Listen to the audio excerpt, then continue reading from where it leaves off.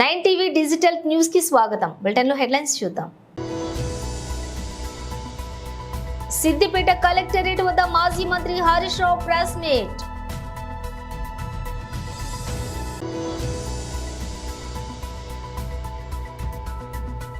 Basheer BB దర్గాకు ర్యాలీగా బయలుదేరిన శ్రీ పవన్ కళ్యాణ్. పెన్షన్లపై జగన్ రెడ్డి కుట్రలు బట్టబయలయ్యాయి. బోండా ఉమా మహేశ్వరరావు మీడియా సమావేశం. పిఠాపురంలో ఆంధ్ర బాప్టిస్ట్ చర్చ్ నందు ప్రత్యేక ప్రార్థనలలో పాల్గొన్న శ్రీ పవన్ కళ్యాణ్.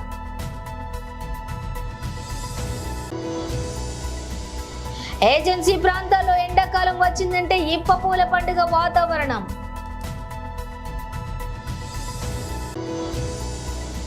ఎండిపోయిన పంట పొలాలను పరిశీలించిన బీఆర్ఎస్ పార్టీ ప్రజా ప్రతినిధులు, పార్టీ నేతలు.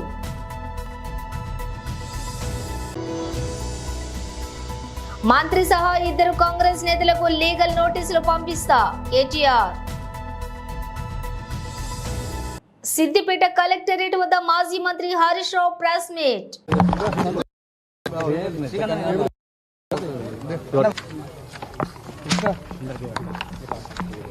తీసుకోనికి ఎవరో వచ్చిందండి రివ్యూ చేసుకుంటాం. పట్ల ఇచ్చినట్టు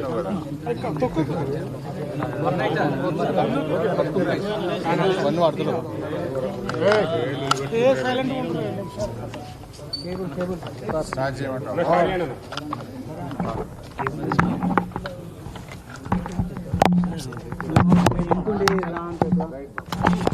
రాష్ట్ర ప్రభుత్వం యొక్క నీటి నిర్వహణలో వైఫల్యం వల్ల, రాష్ట్రంలో విద్యుత్ నిర్వహణలో లోపాల వల్ల రాష్ట్ర వ్యాప్తంగా లక్షలాది ఎకరాల్లో పంట ఎండిపోయి రైతులందరూ కూడా తీవ్రమైనటువంటి ఆందోళనలో ఉన్నారు.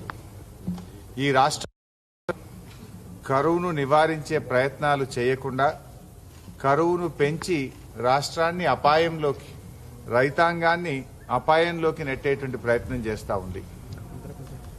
ఈ నిద్రపోతున్నటువంటి ప్రభుత్వాన్ని తట్టి లేపాలని, రాష్ట్రంలో రైతుల్ని వెంటనే ఆదుకోవాలని చెప్పి బీఆర్ఎస్ పార్టీ అధ్యక్షులు కేసీఆర్ గారు ఇచ్చిన పిలుపు మేరకు అన్ని జిల్లా కేంద్రాల్లో ఈరోజు కలెక్టర్లకు బీఆర్ఎస్ పార్టీ పక్షాన మేము రిప్రజెంటేషన్ చేయడం జరిగింది. ముఖ్యంగా ఈ రాష్ట్ర ప్రభుత్వ తీరు ఎట్లా ఉందంటే, దొంగలు పడ్డాక 6 నెలల కుక్కలు మొరిగినట్టు ఇవాళ కేసీఆర్ గారు పొలం బాట పట్టిన తర్వాత కంటి తుడుపు చర్యలు ప్రారంభించారు. గతంలో కూడా మీరు చూశారు, కేఆర్ఎంబీ ప్రాజెక్టులను కేంద్ర ప్రభుత్వానికి అప్పజెప్పి నిద్రపోతున్నటువంటి ప్రభుత్వాన్ని తట్టి లేపింది. ఉద్యమాల ద్వారా ఈ ప్రభుత్వాన్ని కళ్ళు తెరిపించింది బీఆర్ఎస్ పార్టీయే. ఈరోజు ఇప్పుడు కరువుపై కూడా కేసీఆర్ గారు పొలం బాట బట్టి కాలు బయట పెట్టినాకనే ఈ ప్రభుత్వం దిద్దుబాటు చర్యలు ప్రారంభించింది. మీరు చూస్తే నిన్న కాళేశ్వరం ప్రాజెక్టులో భాగంగా గాయత్రి పంప్ హౌస్ నుంచి వరద కాలువకు నీళ్లు విడుదల చేయడం జరిగింది. అదేవిధంగా సాగర్ ఆయకట్టుకు కూడా నిన్న నీళ్లు విడుదల చేశారు. ఇది ఎప్పుడు చేసిండ్రు? కేసీఆర్ గారు నల్గొండ జిల్లా బషీర్ బీబీ దర్గాకు ర్యాలీగా బయలుదేరిన శ్రీ పవన్ కళ్యాణ్.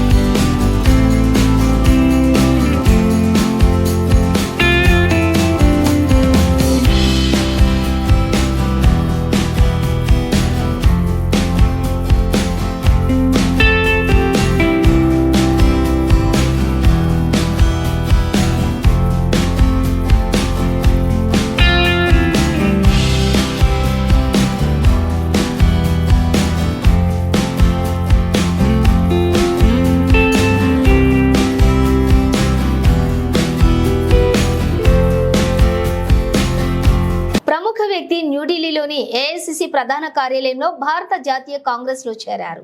नमस्कार साथियों, वादे के अनुसार फिर से हम लोग हाजिर हैं एक बहुत महत्वपूर्ण व्यक्ति को हमारे पार्टी में, हमारे परिवार में शामिल करने के लिए. वो आपके सामने बैठे हैं.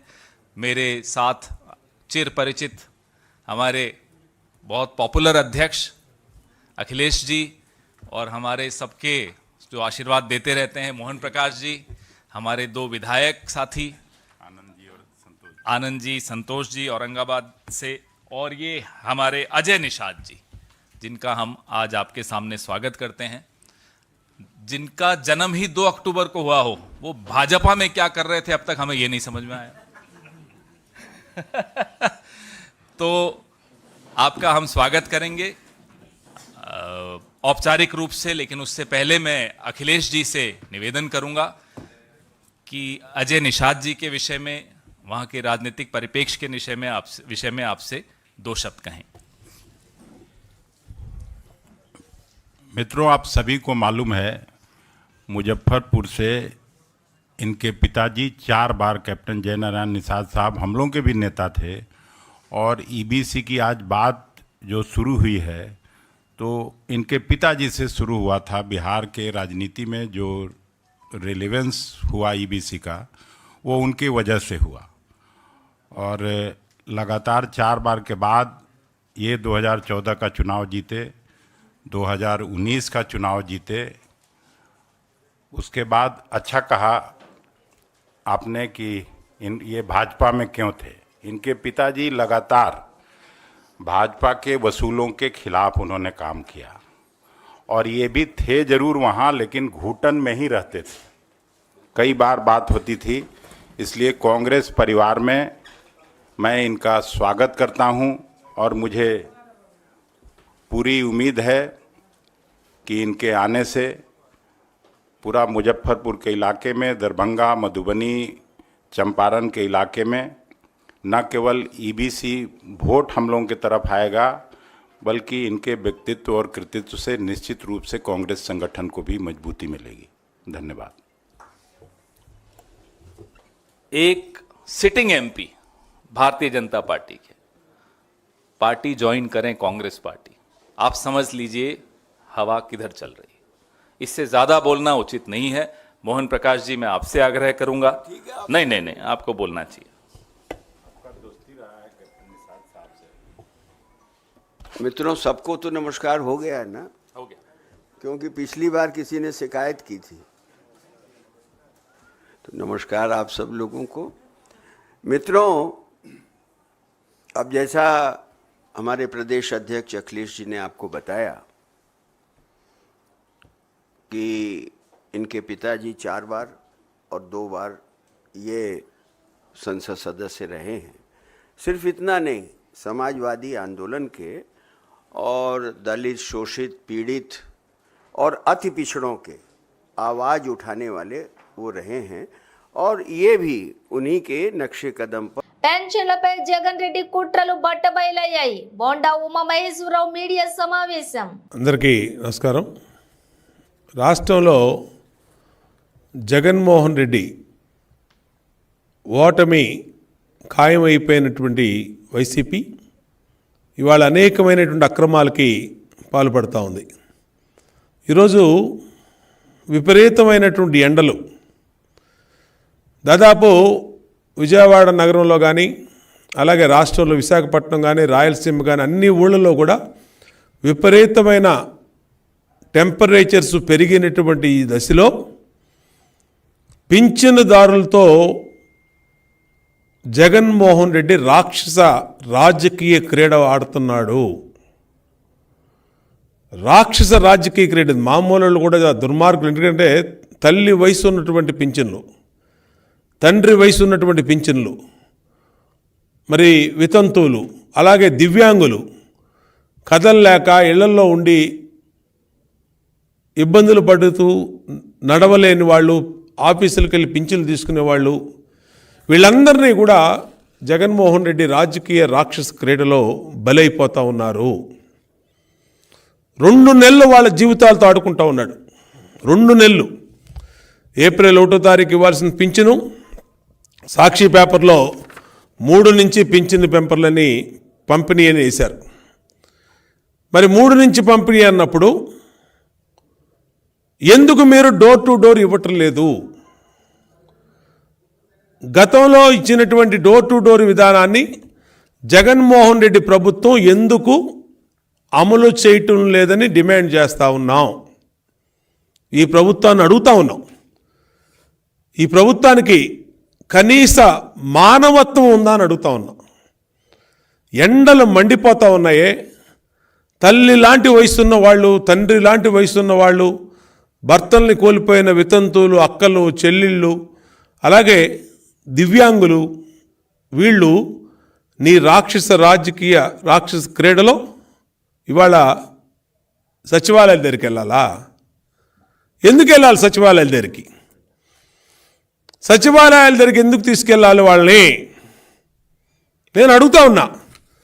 సాక్షి పత్రికలో విష ప్రచారాలు చేస్తూ ఉన్నారు.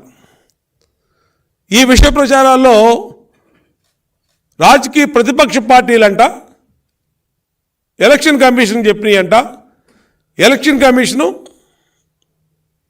ఆపిచ్చారంట. అంటే మేము అడుగుతా ఉన్నాం, నువ్వు ముఖ్యమంత్రి, ఆపద్ధరం ముఖ్యమంత్రివైనా నువ్వు ఇంకా నీకు 40 రోజులు నువ్వు ఆపద్ధరం ముఖ్యమంత్రిగా కొనసాగుతావు.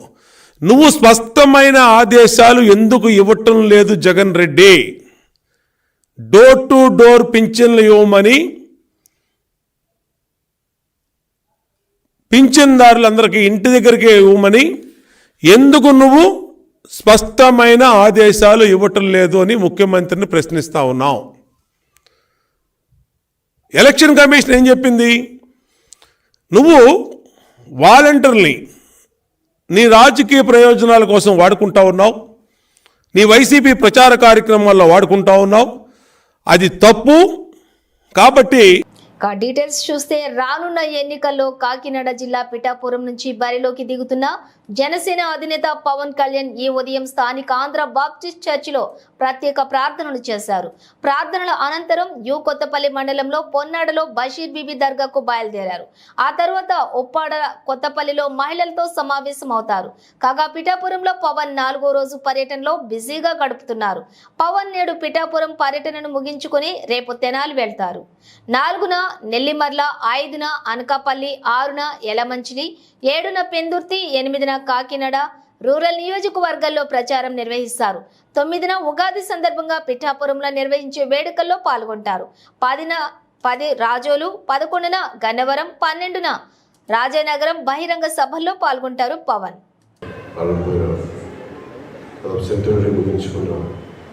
ఈ పురాతనమైన చర్చికి నేను నా ప్రార్థనలో గౌరవం తెలపడానికి వచ్చి రావాలని చెప్పగానే డాక్టర్ జి ఎలీషా బాబు గారు మనస్ఫూర్తిగా ఆహ్వానించినందుకు వారికి నా ప్రత్యేక నమస్కారాలు తెలియజేసుకుంటాను. అలాగే పాస్టర్ గారు బి థియోఫిలస్ గారికి నా హృదయపూర్వక నమస్కారం. ప్రెసిడెంట్ జి సాల్మన్ రాజ్ గారికి కూడా నా హృదయపూర్వక నమస్కారం. మనస్ఫూర్తిగా నా విన్నపాన్ని మన్నించి నాకు ఈ చర్చిలో ఈ ప్రార్థనలో పాల్గొనే అవకాశం కల్పించినందుకు ప్రత్యేక ధన్యవాదాలు, కృతజ్ఞతలు. భారతదేశం అన్ని మతాలకి సమానంగా ఆదరించే ఈ నాకు సంబంధించినంత వరకు ముఖ్యంగా క్రిస్టియానిటీ సంబంధించి చిన్నప్పుడు మా టీచర్ చెప్పిన మాటలో నేను చదువుతున్న మిషనరీ స్కూల్లో బైబిల్ సూక్తి నన్ను నడిపించాలి. తనని తాను తగ్గించుకున్నవాడు హెచ్చింపబడ్డాడు. ఆ ఒక్క సూక్తి మా ఇమాన్యుయల్ టీచర్ చెప్పింది నడిచినప్పుడు ఎప్పుడో 5వ క్లాస్లో గుర్తుండిపోయింది. అది చాలా ఒక దిక్సూచన అయిపోయింది. నేను భగవంతుడిని అన్ని రూపాల్లో మన మత విశ్వాసాలను బట్టి ఒకటే భగవంతుని అనేక రకాలుగా చూస్తాం. ఆ విశ్వాసం భారతదేశం మనకి నేర్పించింది. అలాంటి నాకు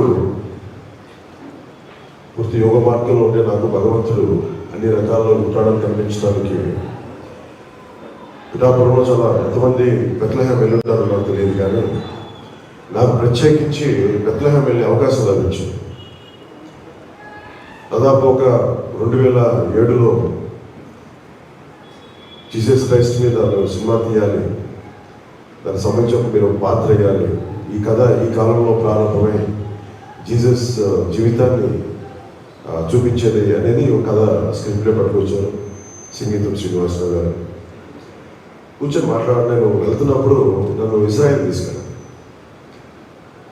అది నాకు ఎంత ఆ సినిమా ఎందుకు ప్రారంభం అయింది అంటే స్టార్ట్ చేశారు కానీ అది అవ్వలేదు, కానీ అది నా కోసమే జీసస్ క్రైస్ట్ జన్మస్థలానికి నన్ను తీసుకెళ్ళింది ఆ ఒక్క అవకాశం. తెలంగాణ రాజకీయాలను ఫోన్ ట్యాపింగ్ వ్యవహారం కుదిపేస్తోంది. ఈ అంశంలో ప్రధానంగా బీఆర్ఎస్ వర్కింగ్ ప్రెసిడెంట్ కేటీఆర్ పై కాంగ్రెస్ నేతలు విమర్శలు గుప్పిస్తున్నారు. ఈ క్రమంలో ఎక్స్ వేదికగా కేటీఆర్ స్పందిస్తూ తీవ్ర వ్యాఖ్యలు చేశారు. తనపై అసత్య ఆరోపణలు చేసిన వారిపై చట్టపరంగా పరువు నష్టం దావా వేస్తానని చెప్పారు. నా పరువుకు భంగం కలిగేలా ఆరోపణలు చేసిన 2 కాంగ్రెస్ నేతలు ఓ మంత్రికి లీగల్ నోటీసులు పంపిస్తా, నిరాధారమైన సిగ్గుపడాల్సిన ఆరోపణలు చేసినందుకు వారు నాకు క్షమాపణలు చెప్పాలి, లేదా చట్టపరమైన చర్యలను ఎదుర్కోవడానికి సిద్ధంగా ఉండాలి. వాస్తవాలను తెలుసుకోకుండా వార్తలు రాస్తున్న న్యూస్ అవుట్లెట్లకు కూడా లీగల్ నోటీసులు పంపిస్తా అని ట్వీట్ చేశారు. తన ట్వీట్లో మంత్రి కొండ సురేఖ పేరును నేరుగా ప్రస్తావించకుండా ఒక మంత్రి అని కేటీఆర్ పేర్కొన్నారు. తన ట్వీట్ కు ఆంగ్ల వార్తా పత్రికలో వచ్చిన ఓ కథనాన్ని షేర్ చేశారు. ఏపీ ఎన్నికల్లో పోటీ చేయబోయే అభ్యర్థుల జాబితాలను కాంగ్రెస్ పార్టీ నేడు విడుదల చేయనుంది. ఏపీసీసీ అధ్యక్షురాలు షర్మిల నేడు కడప జిల్లాలో పర్యటించనున్నారు. ఇడుపులపాయలో తన తండ్రి వైఎస్ఆర్ ఘాట్ వద్ద ఆమె ప్రత్యేక ప్రార్థనలను నిర్వహించనున్నారు. అనంతరం అభ్యర్థుల జాబితాను ఆమె ప్రకటించనున్నారు. సాయంత్రం కడపలో ఇఫ్తార్ విందులో ఆమె పాల్గొంటారు. మరోవైపు కడపలో లోక్సభ స్థానం నుంచి షర్మిల పోటీ చేయబోతున్నట్లు తెలుస్తోంది. కడప నుంచి ఆమె అభ్యర్థిత్వాన్ని హైకమాండ్ ఖరారు చేసినట్లు సమాచారం.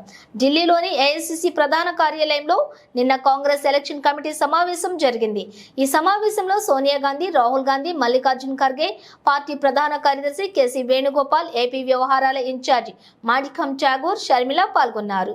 ఈ సందర్భంగా 117 అసెంబ్లీ స్థానాలు, 17 ఎంపీ స్థానాల అభ్యర్థులపై చర్చించారు. పొత్తుల్లో భాగంగా కమ్యూనిస్టులతో సర్దుబాటు నేపథ్యంలో ఇతర స్థానాలను పెండింగ్ లో ఉంచినట్లుగా సమాచారం. పిసిసి మాజీ అధ్యక్షుడు, మాజీ ముఖ్యమంత్రి, మాజీ మంత్రి రఘువీరారెడ్డి ఎన్నికల బరిలో లేరని తెలుస్తోంది. భద్రాద్రి కొత్తగూడెం జిల్లా చెర్ల ఏజెన్సీలో జోరుగా సేకరణ, అడవుల్లో పండుగ వాతావరణం. ఉపాధి పొందుతున్న గిరిజనులు, విప్ప పూలను సేకరిస్తున్న గిరిజనులు. ఏజెన్సీలో ఎండాకాలం వచ్చిందంటే ఇప్ప పూలతో సందడితో కూడిన పండుగ వాతావరణం కనిపిస్తోంది. గిరిజనులకు చేతి నిండా పని ఉంటుంది. ఈ సమయంలో విప్ప చెట్లు విస్తారంగా పూస్తాయి. చిన్న పెద్ద తేడా లేకుండా గిరిజనులు విప్ప పూలను సేకరిస్తారు. తెల్లవారుజాము నుంచి అడవులకు వెళ్తారు. మార్చి నెల నుంచి ప్రారంభమయ్యే పూల సేకరణ మే చివరి వరకు కొనసాగుతుంది. సేకరించినటువంటి పూలను జీసీసీ సంస్థ వ్యాపారస్తులకు గిరిజనులు విక్రయిస్తారు. గిరిజనులు ప్రీతిగా సేవించే నాటుసారా, ప్రసాదాల తయారీ, ఆహారంలో విప్ప పూలను ఉపయోగిస్తారు. విప్ప పూలను ప్రకృతి అందించే వరప్రసాదంగా గిరిజనులు భావిస్తుంటారు. ఈ పూలతో ప్రతి ఏడాది 3 నెలలతో పాటుగా ఉపాధి పొందుతూ ఉంటారు. విప్ప పూల లభ్యమయ్యేది కూడా ఇలా ప్రతి ఏడాది మార్చి నెల నుంచి మే నెల చివరి వరకు మాత్రమే. విప్ప చెట్లకు విప్ప పూలు పూస్తూ ఉంటాయి. చర్ల మండలంలోని ఈ చెట్లు అధిక సంఖ్యలో ఉన్నాయి. విప్ప పూలు ప్రతిరోజు తెల్లవారుజాము నుంచే చెట్ల నుంచి కింద పడుతూ ఉంటాయి. ఈ క్రమంలో గిరిజనులు అక్కడికి చేరుకుని పూలను సేకరిస్తూ ఉంటారు. అనంతరం బుట్టల్లో వాటిని నింపుకొని ఇళ్లకు తరలిస్తారు. వాటిని ఎండలో ఆరబెడతారు. అనంతరం వాటిని నిల్వ చేస్తారు. మండలంలోని పలు గ్రామాల్లో ఈ పూల సేకరణ ఎక్కువగా ఉంటుంది. సేకరించినటువంటి విప్ప పూలతో గిరిజనులు ఎక్కువగా సారా తయారు చేస్తారు. ముందుగా పూలను నీటిలో నానబెడతారు. అనంతరం మట్టి కుండలో పోసి ఉడకబెడతారు. ఇదే క్రమంలో విప్ప పూల నుంచి తెల్లటి ద్రావణంలో సారా బయటకు వస్తూ ఉంటుంది. ద్రావణాన్నే గిరిజనులు ఇప్ప పూలతో సహా పువ్వుతో సారా తయారు చేస్తూ ఉంటారు. తర్వాత ఇప్పకాయ సీజన్ వస్తుంది. గిరిజనులు వాటిని సేకరించి గానుగలు, మిల్లెల వద్దకు తీసుకుని వచ్చి ఇప్ప బద్దను నూనెగా ఆడిస్తారు. గిరిజనులు ఆ నూనెను ఉడకబెట్టి వంట నూనెగా వాడతారు. నిడమనూరు మండలంలోని వేంపాడు గ్రామంలో ఎండిపోయిన పంటలను బీఆర్ఎస్ పార్టీ ప్రజా ప్రతినిధులు, పార్టీ నేతలు రైతులతో కలిసి ఎండిపోయిన పొలాలను పరిశీలించారు.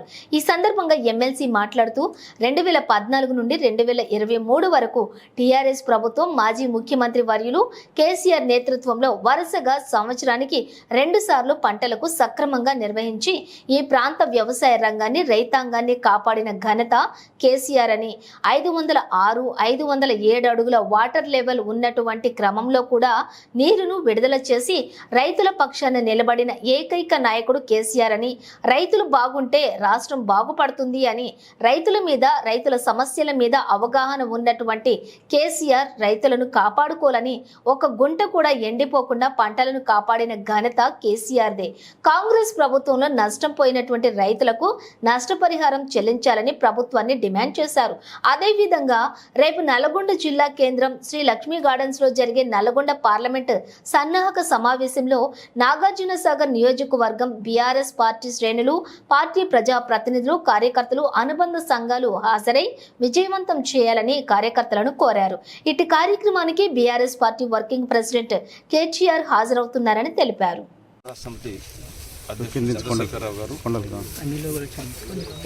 నాగార్జున సాగర్ నియోజకవర్గంలోని వేంపాడు గ్రామంలో ఎండినటువంటి పంట పొలాలను రిసీవ్ చేయడానికి కార్యక్రమం ఉండే. సరే, కొన్ని అనివార్య కాలం వల్ల అక్కడనే సమయం సరిపోక ఇప్పుడే మాకు తెలిసినటువంటి విషయం. ఇక్కడికి రాలేకపోతున్నందుకు చింతిస్తున్నామని చెప్పమని వారి ఆదేశాల మేరకు ఈ ప్రాంత రైతాంగాన్ని తెలియజేస్తున్నాం.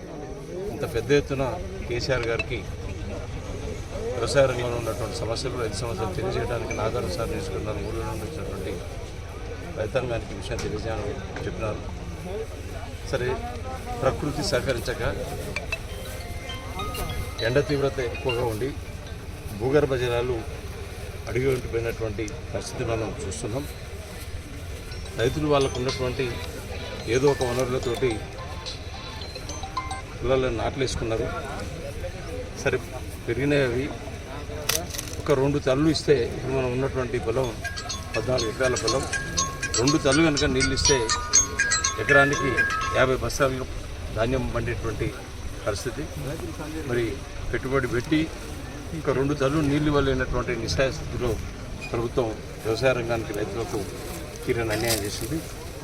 ఇదే 2014 నుండి నేటి వరకు కూడా టీఆర్ఎస్ నేతృత్వంలో ఉన్నటువంటి ప్రభుత్వం, మన మాజీ ముఖ్యమంత్రి చంద్రశేఖరరావు గారు వరుసగా సంవత్సరానికి 2 పంటలకు సక్రమంగా నీళ్లు అందించి ఈ ప్రాంత వ్యవసాయ రంగాన్ని, రైతాంగాన్ని కాపాడుకున్నాడు అనేటువంటి విషయం మా అందరికీ తెలుసు. మరి ఈ దఫా ఇటువంటి వాటర్ లెవెల్స్ ఈ 506, 7 ఉన్నటువంటి పరిస్థితుల్లో కూడా ఏదో పద్ధతిలో నీరు డ్రా చేసి రైతును కాపాడుకోవాలనే ఉద్దేశంతో వ్యవసాయ రంగాన్ని కాపాడుకోవాలి, రైతు బాగుంటేనే రాష్ట్రం బాగుంటుంది, దేశం బాగుంటుంది అని చెప్పి రైతు సమస్యల మీద అవగాహన ఉన్నటువంటి ఆనాటి ముఖ్యమంత్రి గారు రైతాంగాన్ని కాపాడుకున్న ఒక గుంట కూడా ఎండిపోకుండా పంటలను కాపాడినటువంటి చరిత్ర కేసీఆర్ గారికి సొంతమైంది. మరి ఇప్పుడు నేటి పాలకులు వ్యవసాయ రంగం మీద కానీ, రైతాంగ సమస్యల మీద కానీ అవగాహన లేదనడానికి ఇంతకన్నా నిదర్శనం అవసరం లేదు. ఇదే వాటర్ లెవెల్స్ నాగార్జున సాగర్ ప్రాజెక్టులో ఉన్నప్పుడు మేము పంటలు కాపాడినాం. మరి అంతకన్నా మీకు వాటర్ లెవెల్స్ ఎక్కువనే ఉన్నాయి. రైతాంగాన్ని 2 తల్లు నీళ్ళు ఇచ్చి కాపాడలేదంటే మీకు రైతాంగ సమస్యల మీద, నీరును ఏ విధంగా వాడుకోవాలనే దాని మీద కూడా కనీస అవగాహన లేదు మీకు మంత్రులకు అనేటువంటి విషయం అర్థమవుతుంది. మరి పాలనా దక్షత గౌరవ మాజీ ముఖ్యమంత్రి చంద్రశేఖరరావు గారు పరిపాలించినటువంటి తీరు, వారికి ఉన్నటువంటి పాలనా దక్షత మీకు లేదు అనేటువంటిది తెలంగాణ రైతాంగానికి తేటతెల్లమైంది. ఇప్పుడు జరిగిపోయిన నష్టాన్ని ఏ విధంగా మీరు లెక్కలేసి రైతాంగాన్ని కాపాడుకుంటారో దాన్ని మీరే నిర్ణయం తీసుకొని రైతులను కాపాడుకోవాల్సిన అవసరం ఉందని చెప్పి ఈ ప్రభుత్వాన్ని డిమాండ్ చేస్తూ తెలంగాణ రైతాంగాన్ని కూడా ఆ పాలనకు, ఈ పాలనకు, ఆ ముఖ్యమంత్రి గారికి, ఈ ముఖ్యమంత్రి గారికి ఉన్నటువంటి పాలనా దక్షత, రైతాంగం మీద, వ్యవసాయ రంగం సమస్యల మీద పరిష్కారం చేయాలనేటువంటి చిత్తశుద్ధి, అవగాహన ఎవరికి ఉందో బేరీ చేసుకోవాల్సిందిగా తెలంగాణ రైతాంగానికి విజ్ఞప్తి చేస్తూ, రైతుల సమస్యల మీద అవగాహన లేనటువంటి ఈ ప్రభుత్వాన్ని మీరు గమనించవలసిందిగా విజ్ఞప్తి చేస్తూ, పంట నష్టపోయినటువంటి దాదాపు 2.5-3 లక్షల ఎకరాల పంట నష్టం జరిగింది. మరి ఏ విధంగానైనా ఈ రైతాంగాన్ని ఆదుకోవాల్సిందిగా మీ ద్వారా ప్రభుత్వాన్ని డిమాండ్ చేస్తాం. బులెటిన్ ముగించే ముందు హెడ్లైన్స్ మరోసారి.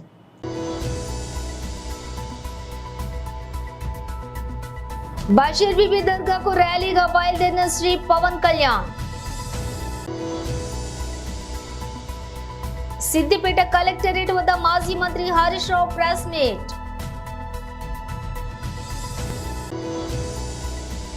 పెన్షన్లపై జగన్ రెడ్డి కుట్రలు బట్టబయలయ్యాయి. బోండా ఉమా మహేశ్వరరావు మీడియా సమావేశం.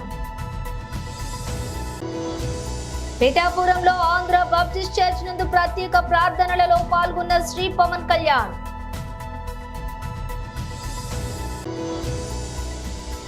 ఏజెన్సీ ప్రాంతాల్లో ఎండాకాలం వచ్చిందంటే ఇప్ప పూల పండుగ వాతావరణం.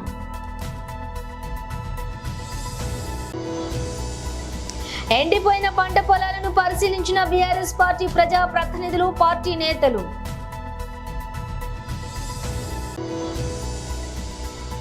మంత్రి సహా 2 కాంగ్రెస్ నేతలకు లీగల్ నోటీసులు పంపిస్తా కేటీఆర్. ఇవి ఇవాల్టి బులెటిన్ విశేషాలు. మరో బులెటిన్తో మళ్ళీ కలుద్దాం.